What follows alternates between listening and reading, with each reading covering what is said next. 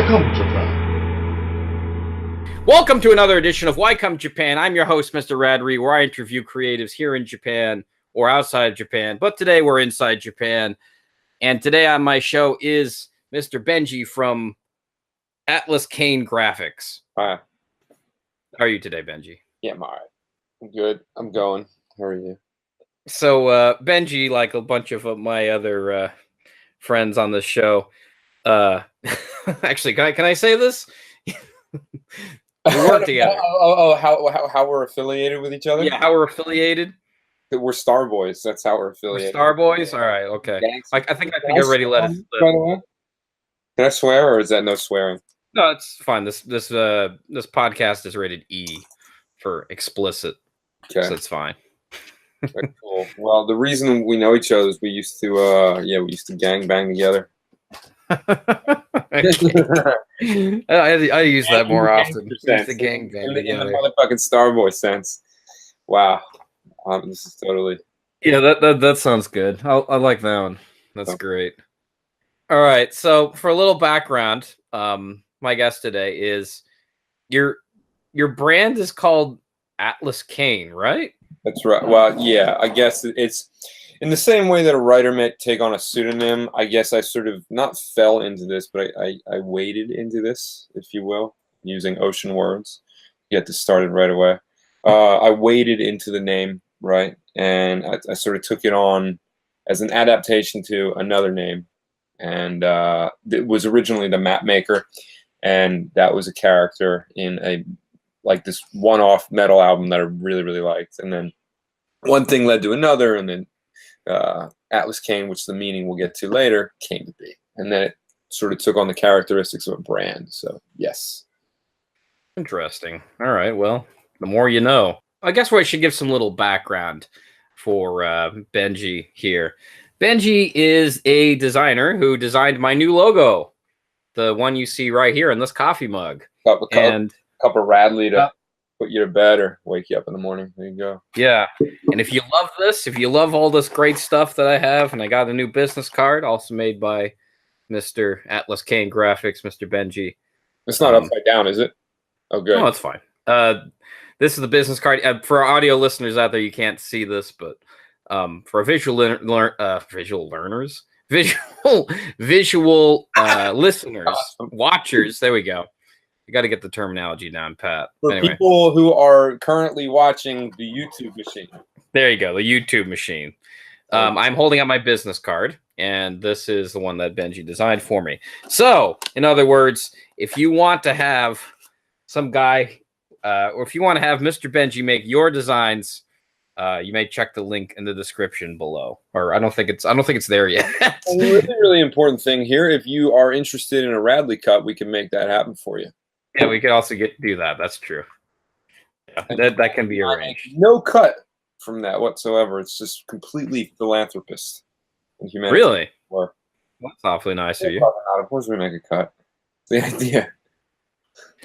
Right. Okay. So with that setup out of the way, I wanted to make sure everybody knew that how we were associated. We made the logo and the brand. Clearly, we worked together at this part of the cat's out of the bag. The cat's out of the bag. That's right. Wait, was I not supposed to let? No, it's fine. It's fine. I mean, I had Ramey Michaels on the show, and was the last name Michaels? Ramey. No. Ramey's a good dude, but I think that the creative output, if you compare it between he and I, it's just different. It's no better or worse, but it's yeah. So, I mean, that's what the show is. It's about creativity. So, I mean, you had Justin on, right? Yeah. And Justin is a character. Yeah, indeed. And basically my Dai Senpai, right?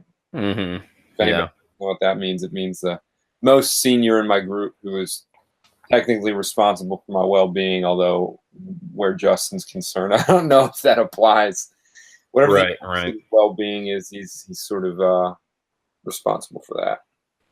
Yeah, you could say that. I mean, I don't know. I mean, that's the thing about people who are creative. They always have their circles, so you can always find one person knows this guy, and then that guy knows this guy, and it's just sort of like when you want to branch out and meet new people, it's usually just you have to enter, or what is it? You have to enter a tribe and dress like the tribe. If you don't mind me saying that. We're, What do no, you think? we're in the Radley tribe, man. We're in the Starboy tribe. Great. I'm glad somebody feels that way. All right. I guess this brings my first question. How do you get inspired to make the designs that you do? Oh wow. Okay. Just hit me with a fastball. Yeah. Well, I don't know. I mean, I guess. Well, obviously, the sea is a big part of your life, right? Well, yeah. Okay. Yeah. So And like a lot of the influence goes in for making things that are associated with the sea. yeah. I mean, you'd be sorry. Go ahead.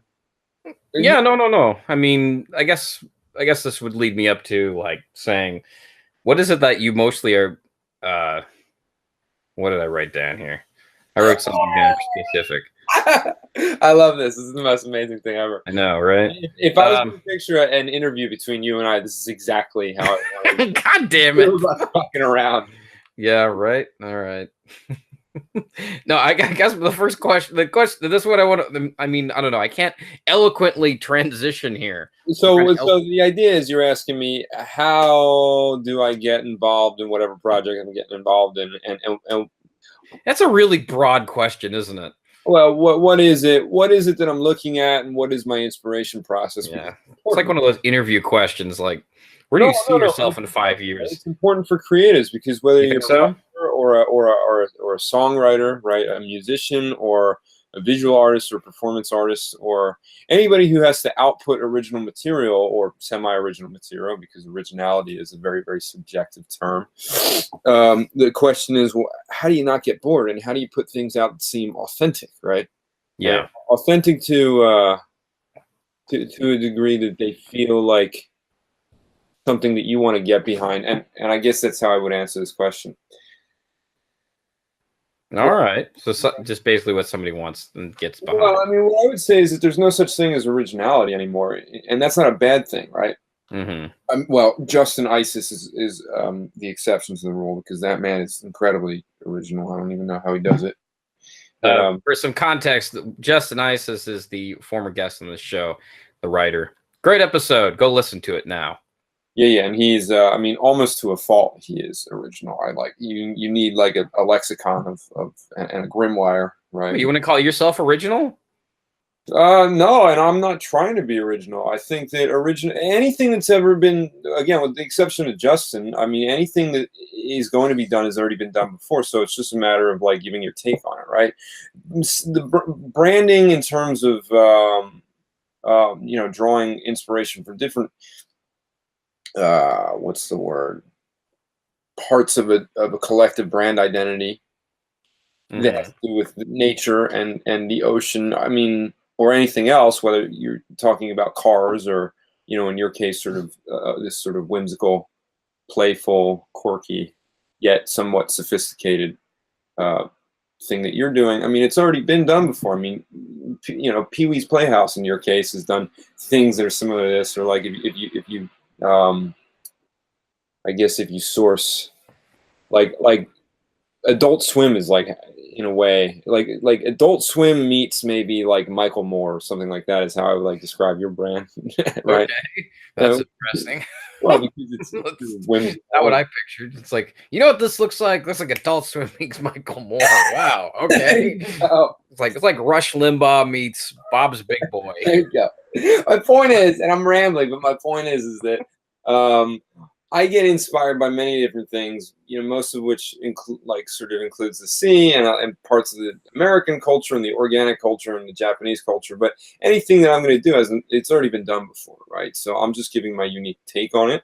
And I am not necessarily looking to be original. I'm not interested in that. I'm looking to be good, right? I'm looking to have an interesting experience. Right. I guess I should say, for some context, Benji is an American. He is here in Japan. Actually, let's talk about that. So, this is something I've actually never asked you. Why did you come to Japan? If you don't mind that question, some foreigners absolutely. Everybody asks it, which is why you have this funny thing going on, which is why I come to Japan. Yeah, I don't know. Maybe that's why I call it that, just to annoy the shit out of people. So, of course. I mean, I'm sure this has been covered before, but every Japanese person you come into contact with will eventually ask you that question, and it usually comes in the form of, why come to Japan? Which, Or where from? and so Where I have from? an answer. Yeah, yeah. Where from? You from? You from? So I have an answer for them, which is I tell them I'm from New York, which I'm not from New York. I'm from Philadelphia, but it's just easier. It just there's a lot less resistance to the idea of that. And then the reason Wait, why, resistance? yeah, yeah, of course. Well, resistance in the sense that like it's less of a process. Like if I say Philadelphia, you have a couple random people who say, "Oh, Rocky," and I'm like, I hate that movie. Oh, I see. But You're yes, annoyed by the associations. right, or exactly, as Tamami, my girlfriend, who's out of the picture right now, because even though she's totally adorable, she currently is not dressed up to the nines in Garu wear, and therefore she thinks that she's not adorable. She's wrong. It said cream cheese, and she's right. That's what I get: cream cheese and Rocky. Those are my two fucking options right there. Not Philly cheesesteaks or anything. No, no, no. Of course not. Nobody's that sophisticated. So, Wait, that's sophistication. well, I mean, it's at least culturally appropriate. You know, Okay, sensitive, if you will. good to know. All right, so So why come? yeah, yeah. In all honesty, do you have an answer? Not really. Yeah, I do, of Just course. one of the like simplistic ones. Like I just wanted to have sushi that was Japanese. Yeah, I mean, I mean, it's not far from that, right? I mean, anybody, most people who come here were fucking nerds, right? Like I'm a nerd, right? And All right. I think that I'm an evolved. I'm going to use the word again, sophisticated, somewhat cooler nerd now mostly because of you and Justin Isis, the two people who cool washed me, if you will, I feel accomplished. and some of my Shonan buddies who I surf with, right? Okay. But yeah, I mean, of course, there was the element that I mean, I was super into Studio Ghibli, and I played every Kingdom Hearts game at least 2 times, maybe 3. I'm currently working on the Japanese collection and counting the days until the 3rd one comes out. So, any of my Kingdom Hearts lovers out there, brothers and sisters. Okay. But there is a more interesting answer, and that's that. It's not that you're a weeaboo, right? No, no, no. Hope you don't mind me saying. No, I like girls too much to be a weeaboo. I'm a little bit too much Nikushoku to be a weeaboo. Okay. But What does Nikushoku mean again? Nikushoku means a dude that likes to at least attempt to seduce and have wonderful nights with women. I've never heard that before. Okay. Yep. Well, Nikushoku can be used for women too. It's just anybody who's into having like a carnal good time, right?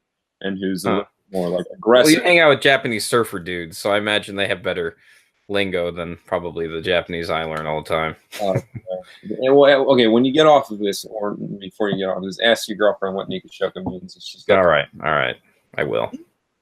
Nikushoku, and then she'll give you the explanation. Huh. But okay, Anyway, so, continue. yeah, the another one of the big reasons is that my dad, he does a martial art that's like what the actual samurai practice, and not Aikido and not Iaido, none of that bullshit that's been watered down for various political reasons and economic reasons throughout history after the war. But there's this one called Aikijutsu, and you trace its roots back to like the shogunate era, or I mean, I don't know if I got that right, but the samurai era.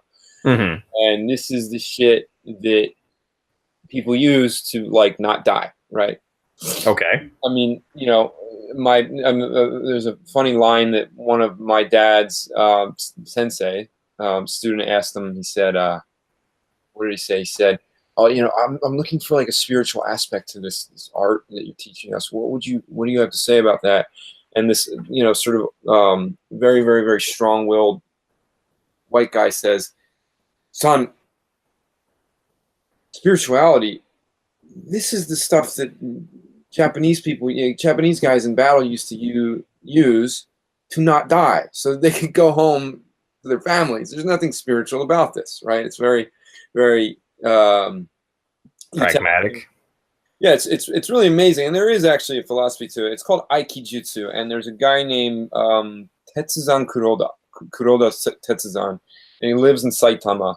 I've never met him before. I've never had the privilege to, and he trains a guy named James Williams. And if you look up James Williams stuff on Google, he's now, I don't know where he's based out of now, but he does an art called Nami-ryu, and then James. The lineage goes James, and then Williams Sensei, and then it's Rick Robinson Sensei.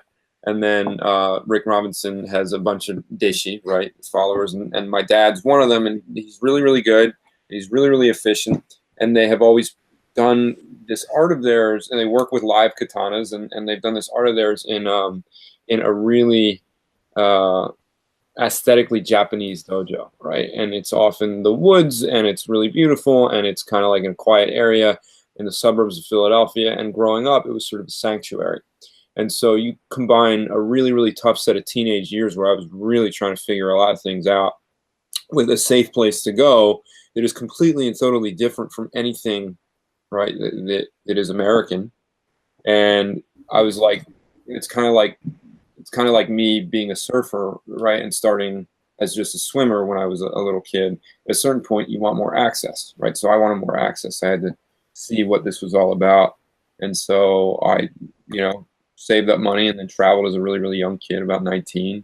And then I did a study abroad. And when I graduated college, I was like, I don't want to start being an adult yet. I got a lot of things that I got to get out of my system, right? And so I came here and realized that actually this was sort of a fast track to becoming an adult. I didn't even know it. Huh. Well, yeah, I guess that's kind of the same for me. I mean, I got here when I was 21. Now I'm like 31. So yeah, 22 for me. Huh. Crazy. So it all just kind of started from being in America and being associated with like just the stuff around you. Yeah, I mean, it was more of a disassociation, right? I just wasn't interested. Now the irony is that I'm actually sort of able to integrate some of my selective parts of my American culture, right? Okay. Such as, the organic food movements and certain awarenesses that we have compared to, specifically people in the Japanese culture, right? I mean, I'm feeding Tamami here. I'm feeding her fucking supplements and stuff, right? And like turmeric tea, right? And you mean, okay, I thought you meant metaphorically. You mean actual like supplements. I thought you meant like supplements in terms of like your ideas. Yeah. Well, okay. that too. I'm like, girl, you need to like go to the gym, and she's skinny and really, really cute. She's like, I'm skinny and cute. I don't understand. I'm like, it's for your health, for your spirit. Is that the Steve Brule? For your health. Steve Brule would first butcher her name, and then Tim and Eric reference, by the way. Yeah. Nobody knows what that is. I just want to meet your dad, Radley. This sounds so wrong in a context. Tell me your dad. Does he have a thick mustache? Yeah. My pep. No, he doesn't have a thick mustache. He had a beard for once, but not anymore. He looks pretty good with a beard. All right, off the topic of dads. I mean, we'll pivot a little bit here. Okay, so I guess maybe I forgot to mention this, but probably pretty important I say this. Fuck, they made me say Justin. He's saying Justin. God damn it, I'm embarrassed. Benji makes he's a designer, and you're a freelancer, right? I mean, that is it's an interesting word. I mean, semantics of freelancer would mean that I would actually go into a company and work as a temp. Everybody thinks a freelancer is somebody who takes on one-off jobs. Actually, anybody who takes one-off jobs, at least by American standards, and I'm pretty sure by Japanese standards, anybody who takes one-off jobs, let's say I brand you as a project, right, and I get paid to do that, and I make a sale to you, and then, we sit together and we sort of work it out, and either we're done or we're not or whatever, but I'm not an employee, a temporary employee for your business. That means that I'm actually my own business. A freelancer, by technicality, is somebody actually who goes to a business and works as a contract employee. So where you and I met and where you and I work, technically, in all technicality, you and I are freelance teachers, as it were, right? Oh, right, yeah. But in the semantic sense that everybody knows a freelancer, yes, I'm a freelancer.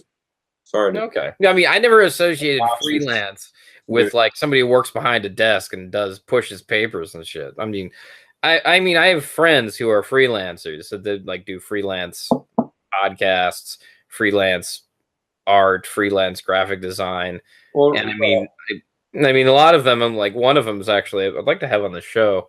Former teacher of mine.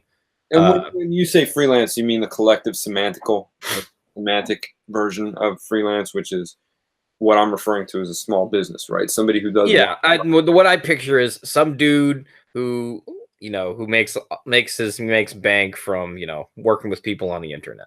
Sure.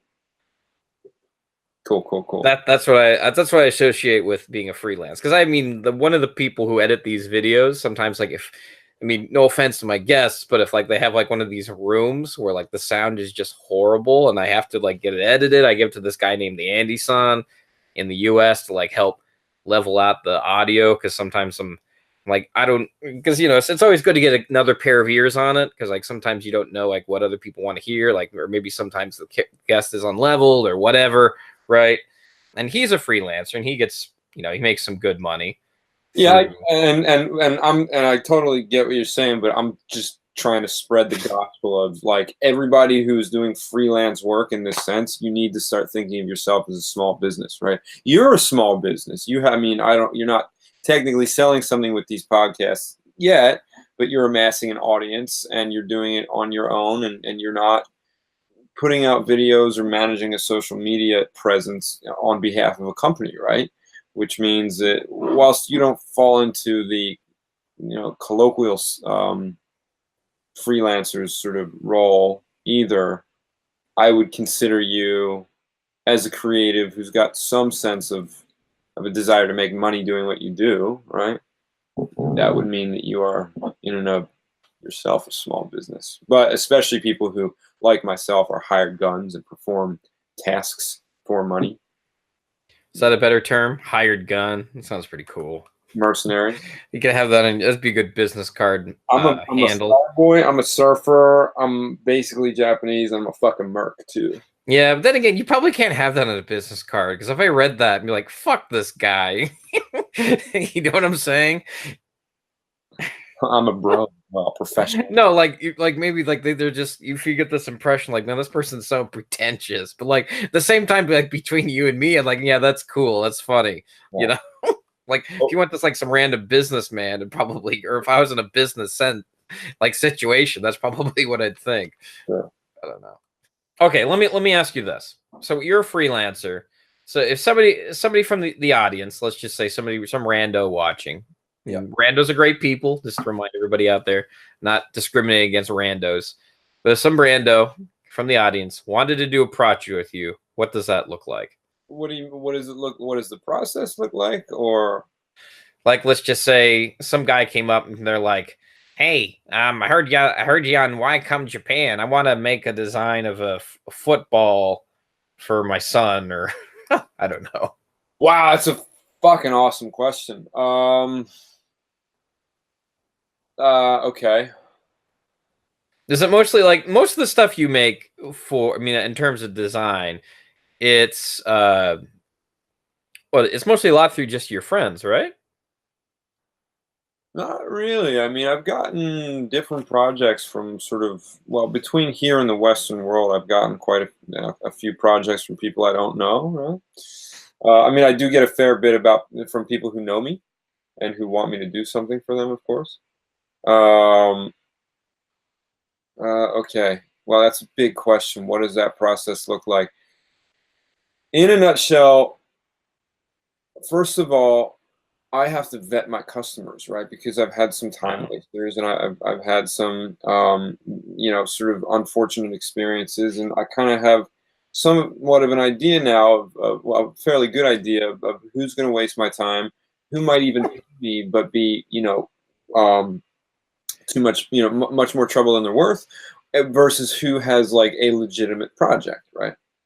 So, I mean, for starters, you have to have some sort of legitimate establishment, something that you've already been working on. So, for example, you had a YouTube channel and a bludgeoning podcast, right? Bludgeoning, right? And really, you were just like, hey, I just want to update my business card, and I was like, well, for you already have something going, so let me actually do something meaningful and legitimate for you, right?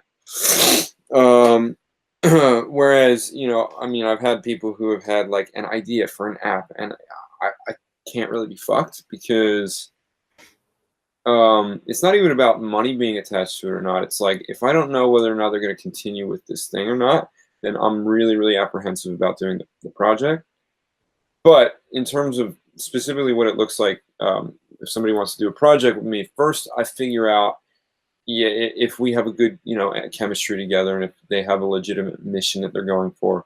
And once I figure out whether or not that's the thing, if the answer is yes on the flow chart of yes. Yeah, it is good to get paid. That is true. People Well, do that. right, but I mean, it's more about creating something that I'm going to get some residual experience from, in terms of not only my skill set, but also my understanding of the marketing world. Because as a brander and a designer,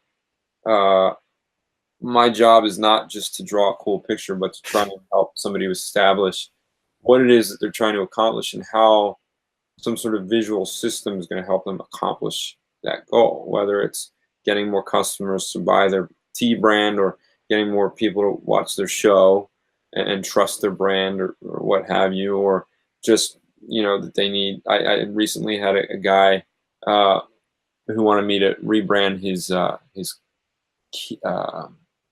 locksmith service, right? I was up in the north of the country. And so, I mean, I've got all sorts of different customers, but what it looks like is first we vet each other. And then if we agree to work together, I try and figure out what their mission is. And then I try and figure out a way for me to actually be an asset to that, an investment, right? And somebody who's going to help them along that journey, and not just somebody who's going to make some arbitrary glyph for them, because there's a bunch of people that can do that if you go on Fiverr or Upwork. That's not what I'm selling, right? Right. I'm not actually selling an artistic skill set. I'm selling, a collaborative advancement in somebody and clarification of goals. You got a real bad case in the sniffles here. Anyway, okay. So I want to ask you this: is your client base, is it mostly foreigners or Japanese, or is it a little bit of both? Both. Oh, okay. I'm guessing you probably you have to vet both of them. Yeah. Yeah. Unfortunately, I've found that the local population is the one that spins my wheels the most, right? Oh, really? Yeah. I mean, I've had a couple projects with locals, and it's been good. Okay. Really good, right? But a lot of them will waste your time. A lot of them think that you're going to do like free or next to free work for them because it's going to look good on your portfolio, or they're going to be a return loyal customer. And to a certain degree, I'm like, well, that doesn't work for me. It shouldn't work for anybody, right? You just give them a project and just turn up the exposure on that photo. Like, here's your exposure. Yeah. I mean, anybody who's really into this stuff should be watching The Future, right? I mean, I have learned so goddamn much from The Future, and The Future it's spelled as in just the regular word, the THE, and then future, so it's FUTUR, and then you leave out the E. This guy and his creative team, his name is Chris Do, and I have learned so much even in the last few months just from watching his material, and he says all this stuff a lot more eloquently than I do, right? And he's a very, very, very successful designer who has taken it upon himself to put the knowledge of marketing and sales in the hands of capable creatives, right? And in this sense, that knowledge becomes power, and then that power becomes responsibility, like Spider-Man. It all goes back to Spider-Man. I don't know, that quote, man. It's just like, if you forget it, don't worry, they'll say it at least 3 more times. But I mean, it's a good quote. It's just like, did you really need to say it 3 times? I'm surprised it didn't make it into the 2nd movie or the 3rd movie. But yeah, I definitely agree with that. I'll tell you, it has been amazing lately. Speaking of Marvel and Spider-Man-esque things. Okay. And I've never been a hip hop fan, and I mean, Eminem is as close as I get. Him and Joyner Lucas is fucking amazing. But But he just released this album, which is sort of like a parody of and an apology letter for like some album before that he released. It apparently wasn't that good. I don't know, but he's got the last track of the album is it's for the Venom movie. At this point, at this live cast right here has pretty much just hit the States, at least at the theaters in the States, and he just does this whole song about Venom. It's completely unrelated to anything we're talking about. Oh, okay, all right. Yeah, I'm like trying to like think. Wait, what? What does this have to do with anything else? Okay, all right. The man is just a wordsmith, and anybody who has not listened to this song, "Venom" by Eminem. Yeah, no, I heard about the new Venom song at the end. You say it's good, right? But it's just there's this part where he's talking about. It sounds. I mean, I don't know. Like in my head, it sounds like the worst song ever made. I Venom, know. yo, yo, yo, it's Venom, Venom. I saw the song and I consider not listening to it, and I'm glad that I chose the opposite of that because it was amazing.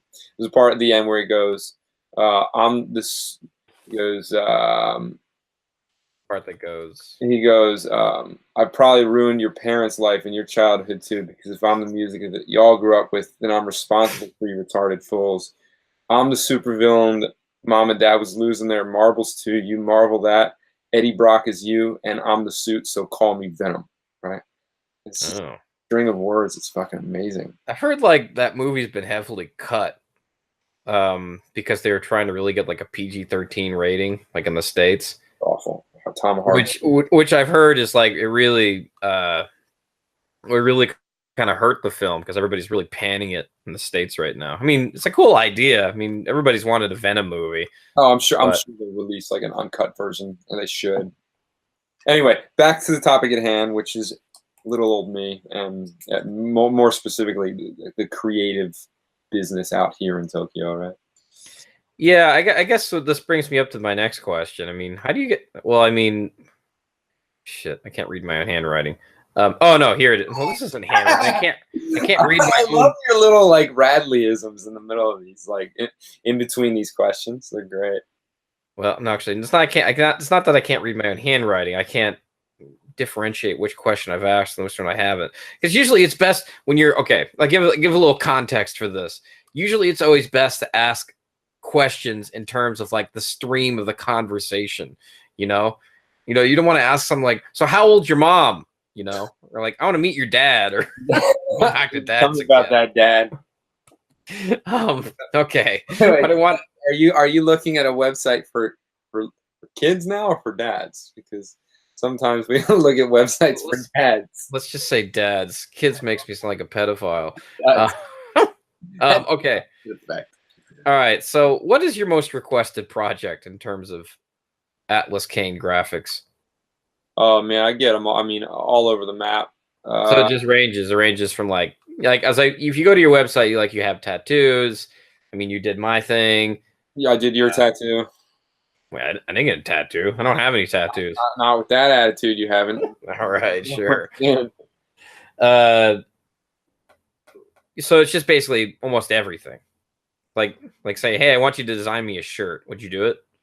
Yeah, but I mean, again, it sort of goes against the not goes against, but it's sort of counterintuitive towards the fact that like I'm not really a designer so much as I'm a branding strategist, if you will. I mean, that's a big word for a small guy, right? I mean, I'm at the beginning of that journey, but I know how to design, right? And I know how to draw pictures. I know how to use colors and shapes and different line weights and so on and so forth to make a cool looking thing.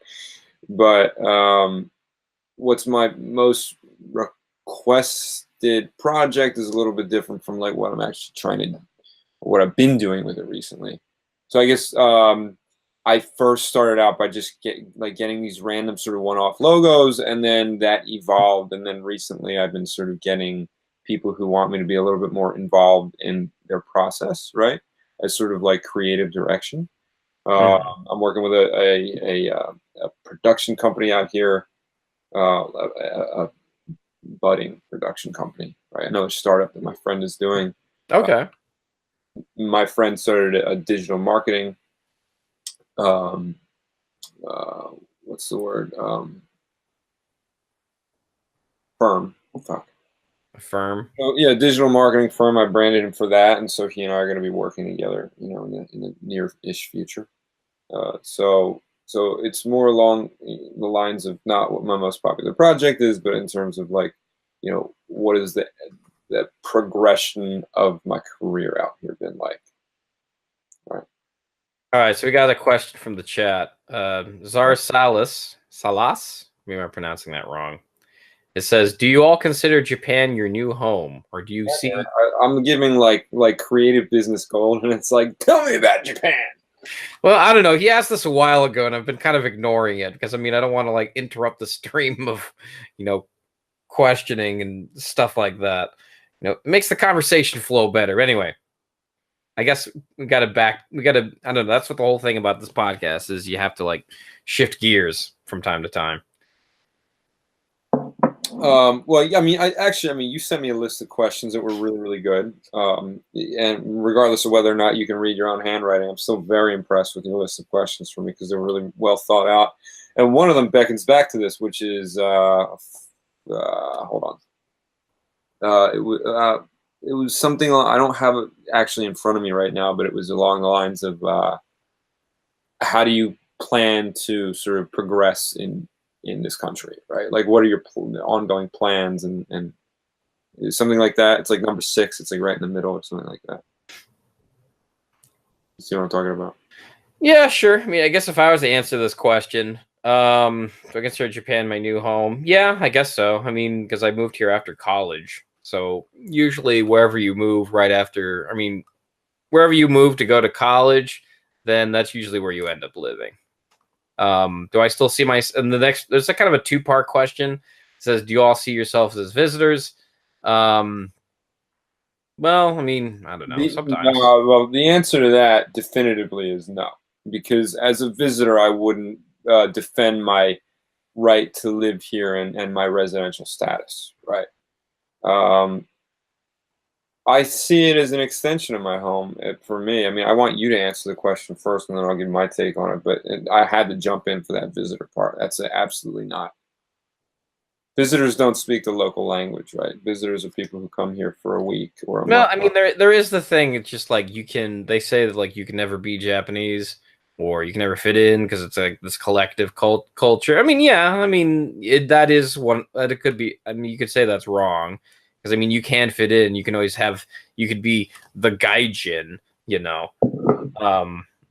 Right. By the gaijin, it's the token gaijin, right? So yeah, I'm just saying is that kind of like the token sort of, not always the butt of the joke, but like, you know, you're that guy or girl or gal. Right. No, I mean, yeah, I guess sometimes like I just always feel like the visitor and I don't really give a shit. You know, that's just my philosophy. I don't really, it's like life's too short to worry about these microaggressions, you know? Like, yeah, I mean, it's sort of a semantical problem, isn't it, in a lot of ways? I mean, some Japanese people like to come, I mean, I feel bad using that shared language. What's that called? Oh. That term, Japanese people say this, blah, blah, blah. Let's just say people here like to tell me that you'll always be a visitor. Let's just say that. Well, I mean, I've heard different things. By the way, I made that face because I'm drinking pretty much a straight up turmeric shot because it's really good for your body, your brain. Okay. Like I'm drinking this because that's what I think of your brand, Radrey. I'm joking. It's like I spit out this yellow liquid. Yeah. Green. This is what I fucking think of this project. I like the project. It was fun. Can I weigh in on that question? Yeah. Because partly because I don't want to drink any more turmeric shots, and partly because I want to answer it. Is this country our new home or whatever, or do I consider it home? Well, I don't consider the States, any one particular place in the States, my home anymore, and this is definitely where I've made a life, and so I think that makes it my home. But I do agree with what you were saying, which is I think that over time it really gets tiresome that you'll always kind of be an outsider here, right? And then I've definitely recently I've been thinking you know, I don't necessarily want to like leave this place, at least, you know, for too long, because it's now a part of me. You know, again, I'm integrated. I speak the language. I understand the people. I mean, I think again that also defines whether or not a place is home for you, if it's part of your identity, right? And definitely, this is as much a part of my identity as any other place that I spent a lot of time in. But it does get tiresome, and you know, you do need a break. So definitely would want to kind of like sort of leave it out for a couple years, you know, go back, maybe not even go back, move to Bali, something like that, sell coconuts with young Tama over there, and surf. And then in terms of being a visitor, I mean, I already kind of weighed in on that, right? Yeah, yeah. Yeah, I mean, I definitely consider it a home. I mean, because the U.S. isn't looking so great right now. So I'm loving it here. That's all I'm going to say. Yeah. I probably, you know what? Looking at these questions in the chat right now, Zar Salas, I hope I'm pronouncing your name right. He asked this question. This is the second question he asked. Probably should have asked this one first. But anyway, here it goes. It says, ask him, guessing you, Benji, if he finds it easier to think and be creative alone or in a space with others around you. Wow, man, that's a fantastic question. I find it much easier to be creative alone, personally. Yeah. I mean, me too. But I don't know. Sometimes, like, creativity really grows sometimes with, like, talking with people. Like this podcast, for example. You know what, though? You remember Arian. Arian was another dude that, you know. Arian. Yeah. That we used to associate with, and he's a good guy. And there was a point where he and I were spending a lot of time together because he was sort of getting some logistical things worked out. And he was kind of couch surfing in my spot right here. And mostly I find that you know, I find that if I'm surrounded by other illustrators and designers who are really dedicated to what they're doing, or, you know, video producers, if you will, then I can actually be creative in a collective, very, very much so. But in terms of like actual work execution, I think there's a lot less distraction when you're alone. It's a hard one. I mean, I've done both, right? Me and Aaron used to like watch Marvel movies and like do, you know, illustrations together, and that was fucking fantastic and so much fun, right? But I mean, I can definitely get lost and get a lot of work done if I'm just by myself, right? Like get lost in the work. So both, I would say it's a combination of both, and I would also say that it probably depends on the creative. Right? Yeah. No Zar Salas in the chat also says he's asking a lot of good questions. Well, I guess this one isn't really a question. He says, the reason why I asked this question is I see some J-vloggers. J-vloggers is the term that's associated with YouTubers who are in Japan.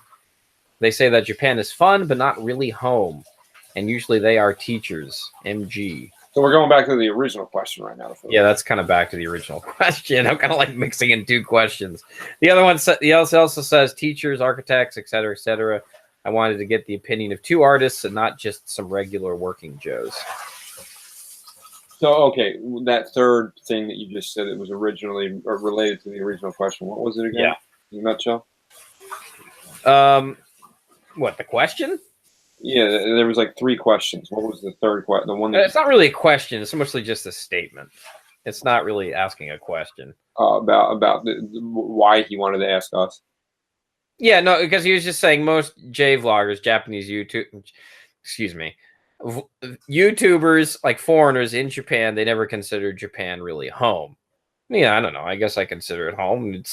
All right, here's an interesting thing. Usually I always refer to home as always the place you just crash. You know, the time where you take a break and you unwind for the day. Even when I'm on vacation, when I go wherever, I even consider the hotel home, which just feels weird, but like, no, that's what it is. It's home. I mean, yeah, everybody has their own definition of home, I suppose. For me, it's somewhere that I have invested in, right? Like me, home is defined by somewhere that I identify with and I invested in. So, for example, I'm from the suburbs of Philadelphia. It's a really beautiful area. right? I mean, Conshohocken is a fantastic spot with lots of really, really cool things going on nowadays, right? There's a really cool poppin' restaurant scene there. I don't identify with it though, because I didn't really invest in it, right? It was just somewhere kind of where I put my shit for 18 years until I was able to get the fuck out.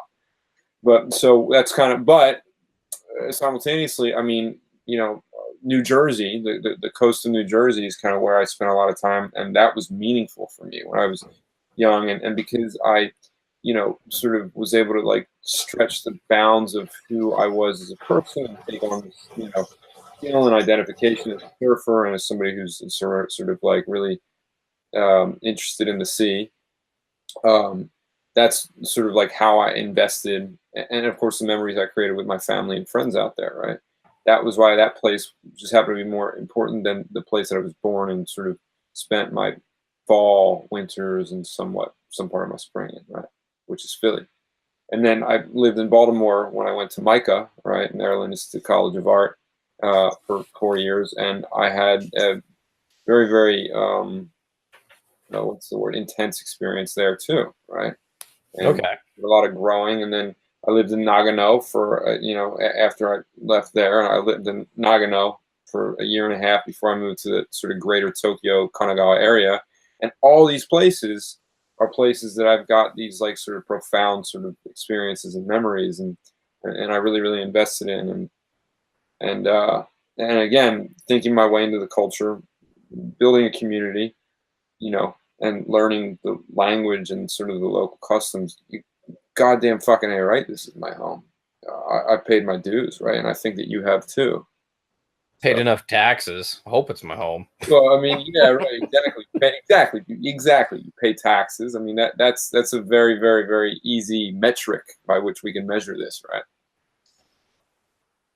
Anyway, I ramble, but I think that that's important, right? A sense of identity, a sense of a large level of investment, and sort of and taxes and fun. Hey, some rambles could be fun. Not all rambles are bad rambles. At least in my opinion. All right, so okay. Are you familiar with the story of Moby Dick? You know Moby Dick, right? I have to emphasize the fallaciousness or the phalousness of it. Okay. You're familiar with Moby Dick, right? You know the story of Moby Dick, Captain Ahab? Yeah. All right, so let's say you're Captain Ahab. So this guy is I mean, I've never read the book because it's okay. In the book Moby Dick, there's a main character named not main character. I guess Ishmael's the main character. Anyway, there's a character named Captain Ahab, and he's hunting Moby Dick out at sea, right? Because he just wants to kill him, right? And it's just Moby Dick like take this captain's leg, or am I getting this mixed up with Treasure Island? I don't know. I think that's Treasure Island. Damn. I'm actually, I haven't read Moby Dick in ages. All I know is I'm trying to get to this point is because it was basically something he wanted. It's what do they call it? In the film world, they call this a MacGuffin. A MacGuffin's like a thing where the thing everybody's they're looking for, or they need, or they want, right? So basically, the MacGuffin of Moby Dick is he wants to kill Moby Dick. That's the thing he's constantly searching for and looking for, and I mean, eventually he finds it. In the world of people who like to read about self-development, we call this your ultimate purpose, right? Okay. I mean, I thought this would be more appropriate, me using, because you like the sea and everything. No, I like it. Better metaphor. It's a pretty clever analogy, and I definitely appreciate it.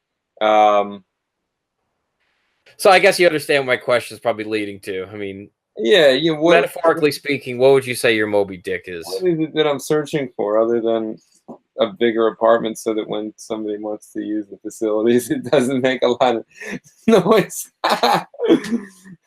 Sorry, I live with somebody here, and so.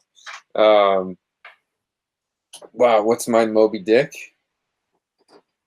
That's a really, really, really good question. I guess if I had, I don't know. Then again, that's a really hard question. Like if you ask me what my Moby Dick is, yeah, I would rather. It sounds like the start of a joke. No, I guess to make a living, I guess. I don't know, because I originally came to Japan, you know, wanting to make films and like being a filmmaker and whatever. And that dream hasn't really gone away. And I've kind of like grown other aspirations and everything. And I guess really, I mean, it sounds kind of I'm at a lack of words here tonight, but it makes it sound like I only want to do something for fame, but that's not it. I don't really want to do something for fame. I mostly just want to do stuff to have more experiences, you know, to go through certain things. And I mean, making films is really stressful. It's super stressful. I don't know why I even want to do it sometimes, but I don't know. I read a book one time called Make Your Own Damn Movie by Lloyd Kaufman, if you know who Troma is. And he said the most gross way of explaining why it is he liked making movies. And I have to agree with it. He said, making movies is like the best thing in the world. You know, it's like taking a satisfying dump and having the best sex of your life all rolled up into one. I think they call that a blumpkin. Is that what that's called? All right. I need to catch up on my Urban Dictionary slang. I just watched the 40-Year-Old Virgin. I think that covers most of it. Okay. Well, I mean, today nobody even know people. I don't know. Today people don't even know what a Devil's Triangle is. Or well, I guess that's just what's his name, Kavanaugh. That's only because they're not living the right way. Oh wait. So what's it called again? A blumpkin? Kavanaugh joke, and then I made my own joke about a cat. No, I'm not into that. I'm gonna wipe that one from the record. All right. A Devil's Triangle. Anyway, moving on. Yeah. So what would you say your Moby Dick is? If you figured it out, I guess for me it's movies. Would you say yours is the sea? Trying to get lost in the sea. Very phallic conversation that we're having. Yeah, it is. Okay, I don't know. No. It's good. People love phalluses. I mean, you talk about Georgia O'Keeffe, right? Yeah. It's like nobody like you talk about. Oh, like there's a vagina in her picture. And people are like, oh, okay. Oh, is that what that's all about? That makes sense. And then that's it. It's like, and like you tell people there's a dick in the picture, like be like, what? You know? I'm like, I wonder what that means. I'm being waved. It's like, is that supposed to be aggressive? You know, and it's kind of sexist, but whatever. Anyway, enough of this. Yeah, man. No, I mean, I'm kind of like skirting on this question because it's kind of really, really hard. Give me like a proper, like, solid 10 seconds to think about this.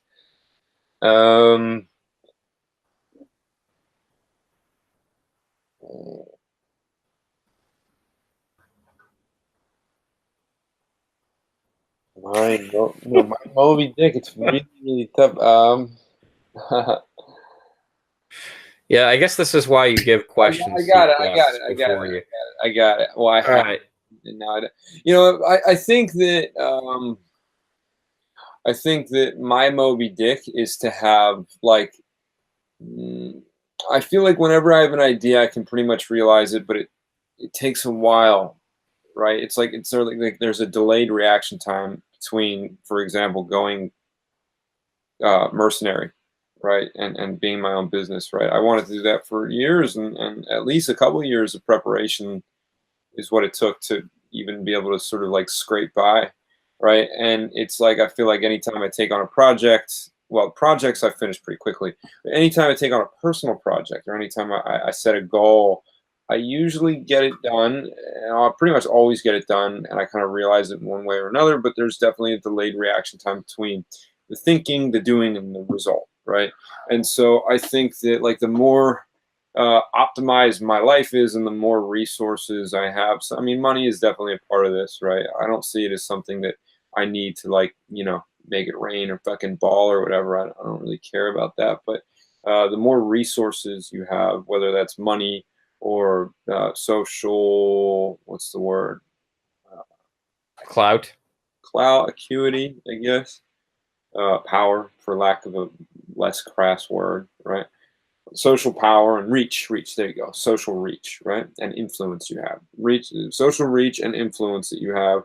And of course, yeah, again, cash is definitely one of those, and then skills, right? The more you have all those things at your fingertips, right? The less of a delay there is in sort of the reaction time and the translation between what you think and what you want to do and what you can do. And I think that there's sort of like a singularity, if you will, right?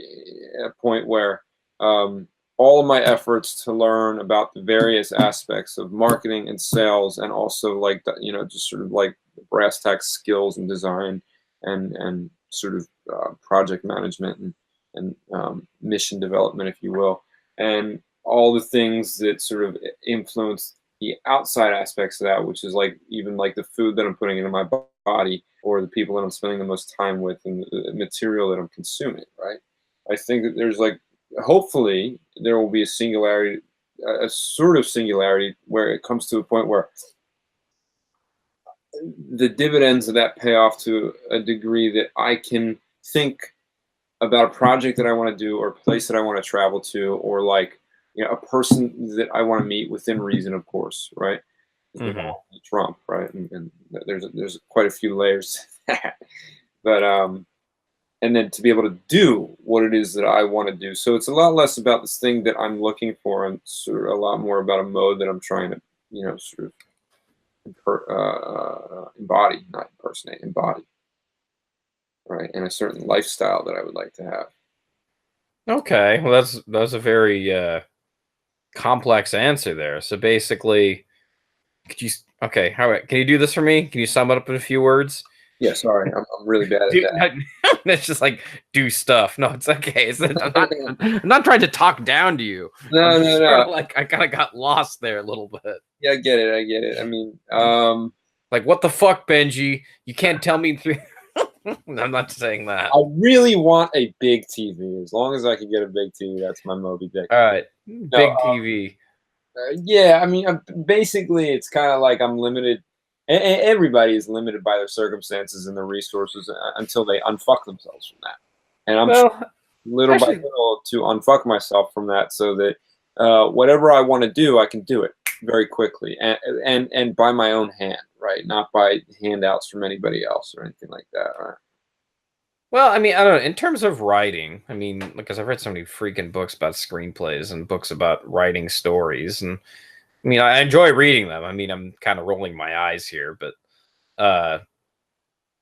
they say, like, in most screenplay books, characters, and like even people in real life, they have two things. They have a want and a need. The need is always something simple, like they want a big TV, but the need is always something a bit more abstract. Right. They want. So I guess they want to feel significant. It's always very easy to articulate your needs rather than it is in, like, your wants. It's like, I'm 30 years old and I don't know, I'm 40 years old and I want to work at fast food again because I hate my life. Story of American Beauty. Anyway. Oh my God, that's true. That is the story of American Beauty. Great movie. Actually, and I assume that our hour is coming to a finish, right? Yeah, it's about an hour. It's right. Like, you're done, Benji. You're through. No, that's fine. This is a Tony Robbins / Christo / anybody who's ever like really accomplished something in their lives. This is really succinct. Any goal that you have should be what it should be. And I pulled this straight from a future video where Christo was talking about. Who's Christo? Christo is the creative director guy who puts the power of knowledge into creative people's hands in terms of like the business world or whatever.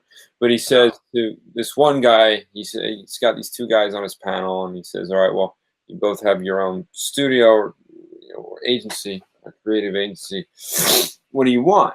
Right? And then one guy comes up with sort of an arbitrary answer, and then the other guy says, well, I want to be financially stable. And so Christo says, yeah, okay, see, that's a pretty noble goal, and I'm paraphrasing here, but it's a goal that, it's the perfect answer because I can pick it apart and tell you why it's never going to work that way. He goes, any goal or anything that you want or need, you need to sort of like clarify what it is, why you want it, and also it needs to be specific, actionable, time-based. Let's see, specific, actionable, time-based, and I think realistic is also one of the things that he says, right? Because I want $1 billion, by the end of the year is a very specific goal, but it's not realistic. It's even actionable in abstract terms, right? But it's not a very realistic goal, right? Anyway, it's kind of interesting in terms of specifics. All right, Benji. Is there anything else you want to say before we go? I guess let me do the outro. How about that? Then we'll do the one more thing you want to say before we go. I always like to say that before, I turn off the cameras. Like, anyway. All right, this was a live recording off of YouTube. Hopefully, if you like this show, consider supporting us on Patreon. Consider supporting us or supporting me on Patreon to help the show going. Basically, this show that you like the show. It's something that you enjoy. So I can pay for better equipment, better audio, better lighting, get the guests you want to see, or guests you might want to see, whichever. All the links is in the description down below. On my show was Mr. Benji from Atlas Kane Graphics. I'll say his name again. All of his description. If you want him to make you something, remember he has the vetting process, as you heard in the interview. If you didn't listen, well, you can rewind and go back. I'm not that strict. Okay, all right. If you got a good idea, semi-strict. I'll help you figure it out. But if you're like, I want to make yogi teas. Well, yogi teas has already been created. I'm drinking one right now.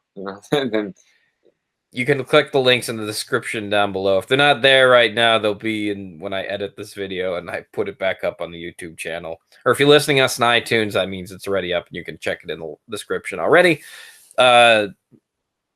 Next week on our show is Atomic Boy X, Greg, now known as FYI Tokyo, another one of my friends. And that's let's see, is there anything else I need to shout out? I don't know, there's always things. Thumbs up for cool dudes talking on a podcast. I don't fucking know.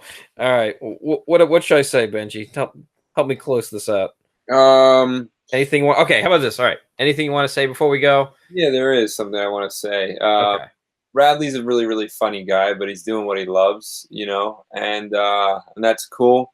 I would say that don't be afraid to sort of make people uncomfortable and make yourself uncomfortable, and don't be afraid to piss people off, because it's really it's the only way you're going to get what you want out of life, as long as you're also able and willing to collaborate and trade with people, right? So you got to learn how to work with people and understand people, but there's a lot of people out there, society at large, who are just not going to support whatever your goal is, and they're not going to encourage you to make time for it, and they're not going to encourage you to go for that, right? And there's a lot of sort of like counterintuitive advice out there, and so get in people's faces, get in the overall sort of face of society, right? The proverbial face of society, and just keep pushing.